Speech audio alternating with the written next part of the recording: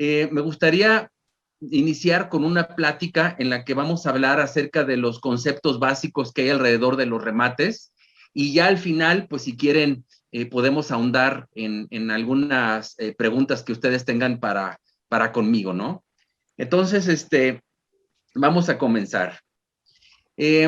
Para comenzar, entendiendo los conceptos básicos alrededor de este negocio, les voy a compartir a ustedes el análisis del caso Marley. Es una propiedad que esto es un caso real que tuvimos aquí en la Ciudad de México ya hace tiempo, pero la verdad es que siempre nos sirve desde el punto de vista didáctico como para comenzar a entender pues todos los, insisto, los conceptos básicos alrededor de esto. Estamos hablando de una propiedad que tiene un valor comercial de 2 millones de pesos y en donde, digo así, ahora sí que se los estoy compartiendo como normalmente aparecen en los anuncios de remates, en donde el precio de oportunidad o el costo del remate está en 400,000. O sea, fíjense bien, estamos hablando que el costo es más o menos equivalente a la quinta parte del valor de la propiedad, ¿no? Otra de las características que también normalmente te comparten es que, bueno, pues no puedes entrar a verla y cuando tú les hables, lo primero que te dicen es, pues porque hay gente adentro.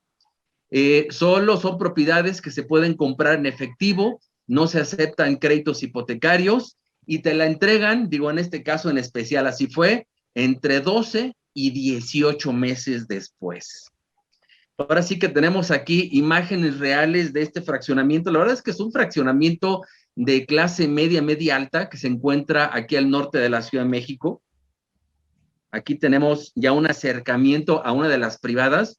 Entonces, la verdad es que son casas pues bastante lindas, ¿no? Entonces, aquí la pregunta que yo les haría a todos ustedes es, ¿qué pensarían de un remate así? Créanme que este ejercicio que les acabo de compartir lo he hecho ya muchas veces en webinars en vivo y siempre, la mayor parte de las ocasiones, la gente da comentarios de que no, es que eso está muy raro, ¿por qué la propiedad está tan barata? Es un fraude, me van a querer timar, se van a querer quedar con mi dinero. Y amigos, que sepan que esto es como la percepción más común que hay allá afuera en relación a este tipo de propiedades. Entonces, digo, ahorita vamos a ver por qué esta percepción que existe alrededor de estas propiedades, pues en la mayor parte de las veces es falso. Y vamos a poner un ejemplo. Imagínate por un momento que tú quieres comprar una propiedad como esta de 2 millones con un crédito hipotecario a 20 años. Sin embargo, a los 5 años, digo, como a todos nos sucede alguna vez en nuestra vida, pierdes tu empleo y por esa razón ya no puedes seguir pagando el crédito hipotecario de esa casa. Y bueno, pues aquí Bancomer, en este ejemplo hipotético, que fue el que te prestó para tu crédito hipotecario, pues te intenta cobrar por 4 meses, ya sabes, las clásicas llamadas en la mañana, en la tarde, los fines de semana, hasta encontrarte. Después de 5 meses que intenta una y otra vez cobrarte y que no lo puede hacer, finalmente Bancomer opta por demandarte por incumplimiento de pago. Digo, pues ahora sí que era de esperarse, ¿no? Digo, si tú le dejas de pagar al banco, el banco te va a demandar. Luego, pues después de que Bancomer inició la demanda, pasan 3 años y ya la deuda va en 600,000 pesos. ¿Y a qué me refiero con la deuda? Bueno, pues la suma de todas las mensualidades que se han dejado de pagar, que son lo que le llamamos mensualidades vencidas, más los intereses ordinarios y los moratorios.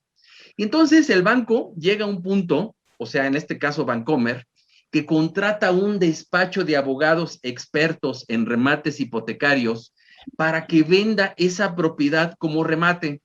Y entonces el banco le dice al despacho, mira, quien esté dispuesto a pagarme por ella 350,000 pesos, se queda con ella. Yo sé que la deuda ya va en 600,000, pero no me importa, yo ya lo que quiero es recuperar algo de lo que de alguna manera presté para esta propiedad. Entonces, quien esté dispuesto a pagar 350,000 pesos, se queda con ella. Entonces, el despacho que a esto se dedica le dice a Bancomer, sí, no te preocupes, nada más, pues sí, te comparto que yo necesito, pues por lo menos unos 50,000 pesos por concepto de comisión, pues para comenzar a promovértela, ¿no? Y entonces, finalmente, la propiedad se ofrece al mercado en 400,000 pesos.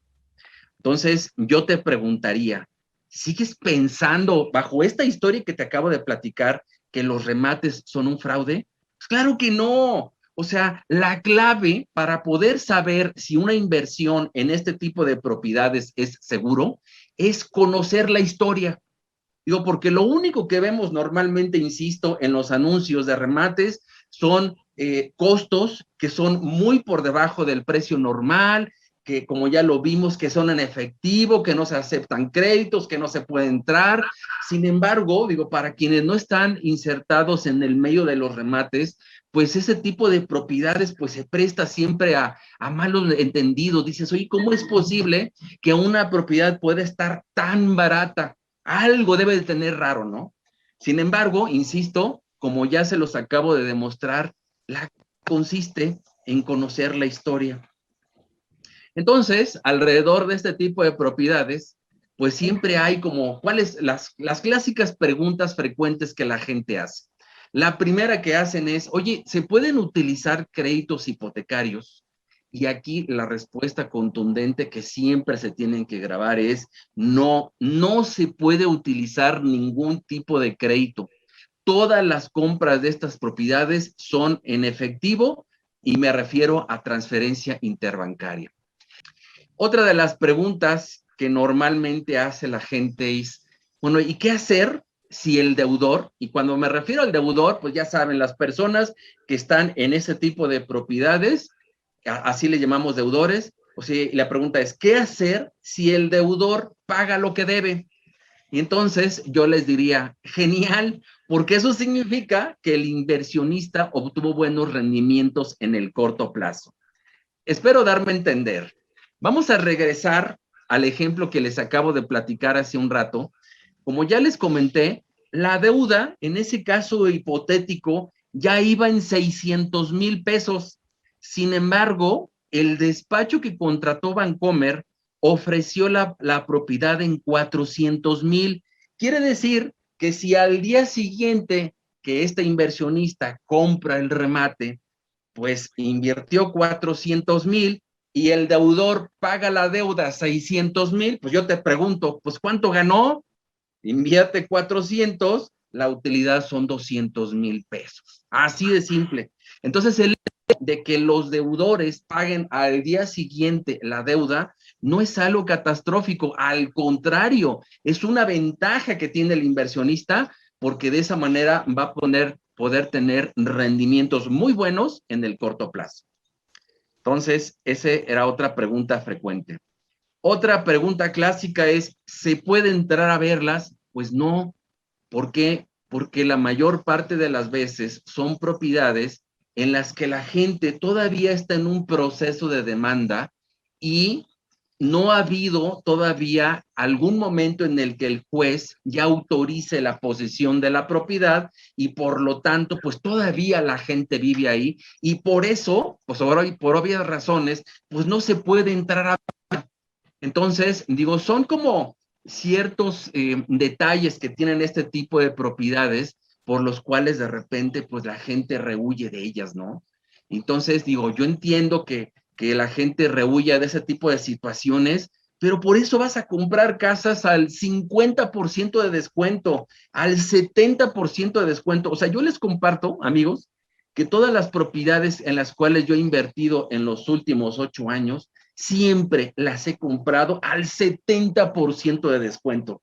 Entonces, honestamente, no me importa el no poder entrar a verlas. ¿Por qué? Pues porque realmente los rendimientos que vas a lograr sobre esas propiedades son muy buenas. Otra de las preguntas clásicas que también de repente hace la gente, oye, ¿y qué sucede si la gente no se quiere salir? A ver, les voy a platicar cuál es el proceso desde el punto de vista legal para que se pueda tomar posesión de una propiedad. Paso número 1, se le solicita al juez autorizar el desalojo. El juez, con toda la objetividad que tiene, analiza el caso y dice, sí, tienes el derecho a desalojar a esa familia. Entonces, en el paso número 2, el juez lo autoriza. Paso número 3, se le notifica al deudor que abandone la propiedad, y si al cabo de cierto tiempo no lo hace, entonces se hace el desalojo con el uso de la fuerza pública. O sea, como ustedes podrán observar, no es necesario pedirle permiso al deudor para tomar posesión de la propiedad.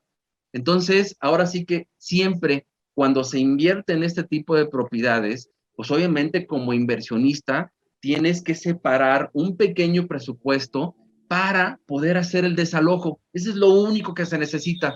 Entonces, pues esa es como la respuesta a esta de ¿y qué sucede si no se quieren salir, no? Entonces, otra de las preguntas clásicas que hacen es, ¿ustedes venden remates de subasta? Y la respuesta es no. Les voy a explicar, a ver si me doy a entender. En la actualidad existen 3 tipos de remates.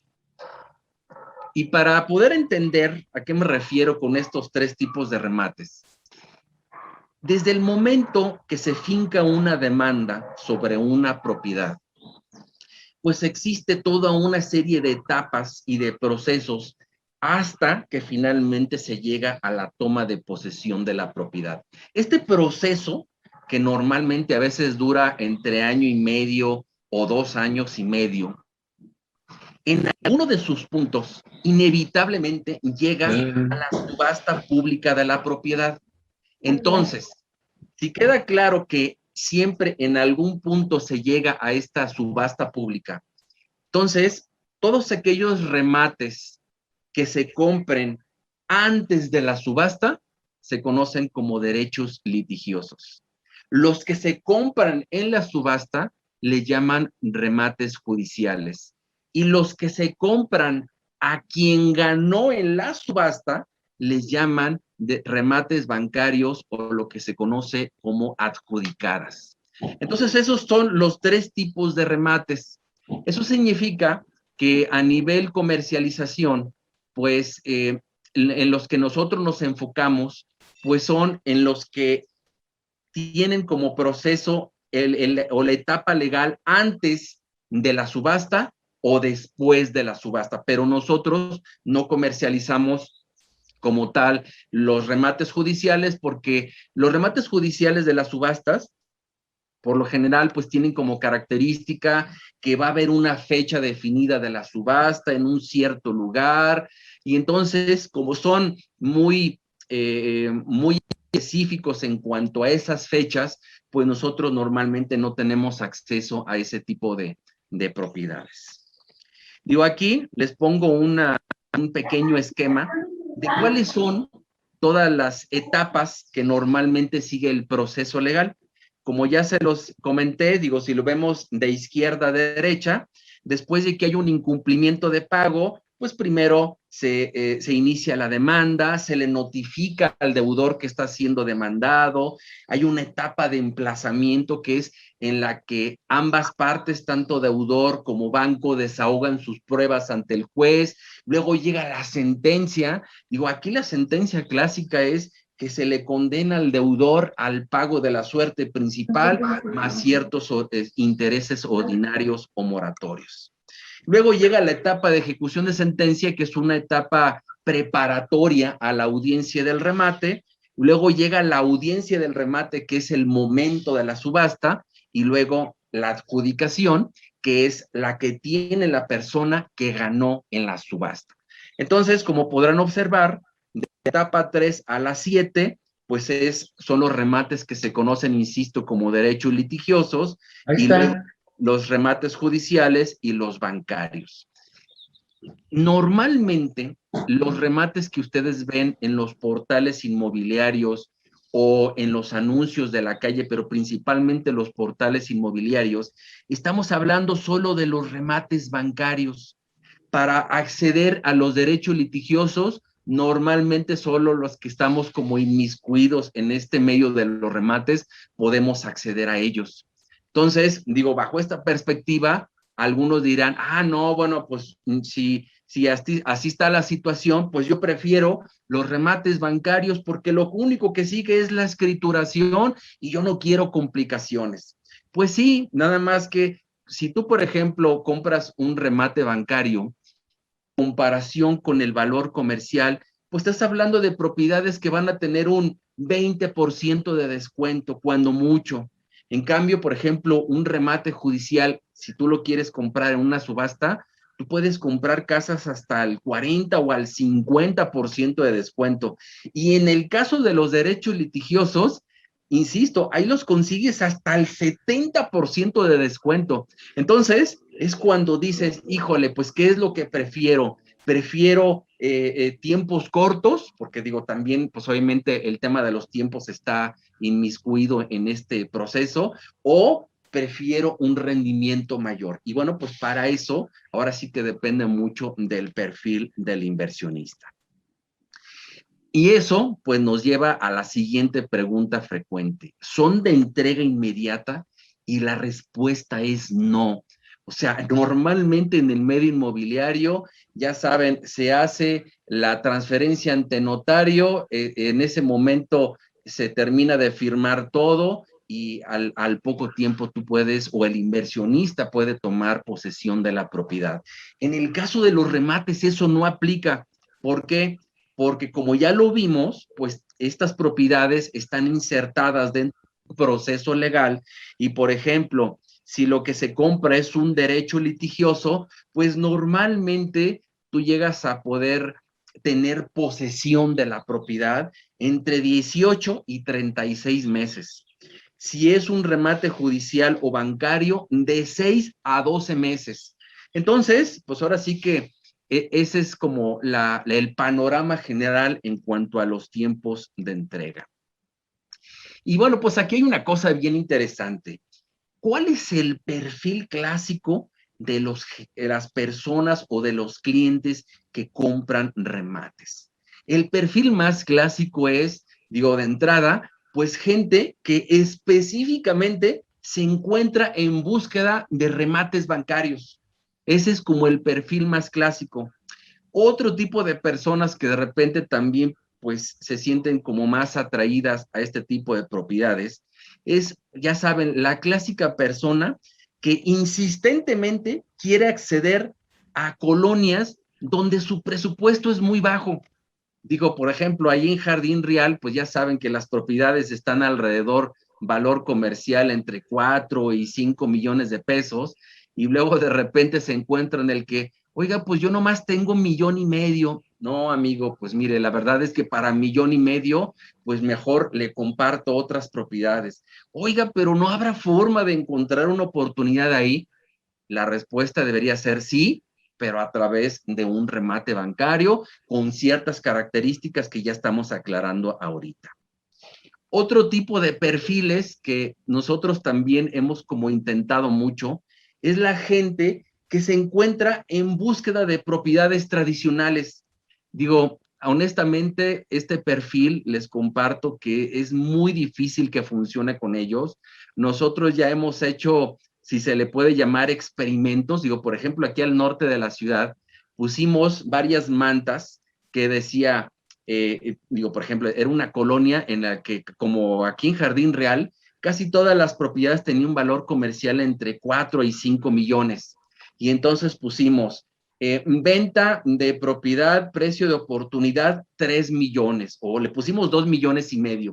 Bueno, ya se imaginarán la cantidad de llamadas que recibimos.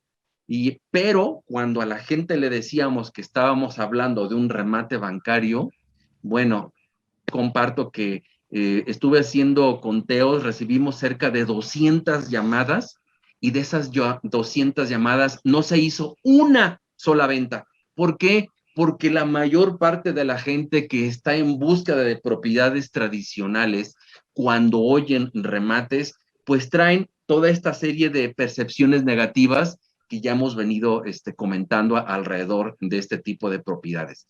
Por eso el cliente ideal es aquel que ya tiene la intención de buscar un remate bancario como tal. Y bien, esto nos lleva a una pregunta que a mi punto de vista es muy, pero muy interesante en este tipo de propiedades. ¿Cuál es el riesgo real al comprar un remate? Fíjense bien, en mi experiencia, en ya pues varias decenas de revisiones de este tipo de propiedades, yo les puedo compartir que mi estadística es que de cada 10 propiedades, solo 3 no son recomendables. O sea, la mayor parte, estás hablando de que el 70% son oportunidades reales. Sin embargo, como allá afuera existe una percepción negativa, la gente asume de que todas las propiedades de este tipo pues son fraudes, ¿no? Entonces, esto es muy importante entenderlo, porque para poder invertir en un remate, primero hay que de alguna manera visualizar que en este negocio existen 3 figuras o personas inmiscuidas. Por un lado, a mano izquierda, pues obviamente tenemos al cliente, después tenemos al asesor de ventas, luego tenemos la figura de los abogados, que justamente su trabajo pues es el de revisar todos los documentos legales para poder dictaminar si realmente el cliente está frente a una oportunidad real o no. Y finalmente tenemos a la institución financiera. En el caso de los remates, pues puede ser pues cualquier banco o alguna SOFOM o alguna institución financiera que se especialice en el otorgamiento de créditos hipotecarios.